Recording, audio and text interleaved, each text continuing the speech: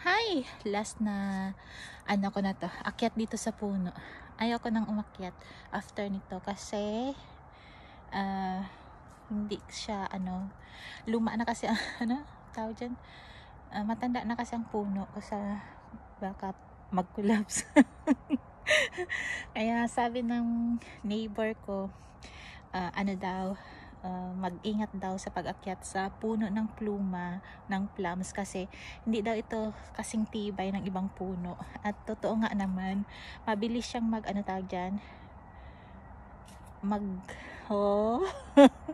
alam niyo na, hindi ko maisip kasi kalimutan ko kung anong mabilis siya mamabali yan. Kaya last ko na to, or sa next na season is mag-rake. Ano ba tawag doon? Rake. Yun yung may gagamitin akong gamit na hirapan ako mag-vlog minsan kasi ang words na gagamitin ko, nalilito ako. Pero balik tayo dito. Daming bunga dito. Yan. Gusto ko sanang umakyat pa dyan, pero no wag mahulog tayo kasi bangil yan. Ang bahay ko sa taas doon sa taas, eto stone yan, tingnan nyo, bangil.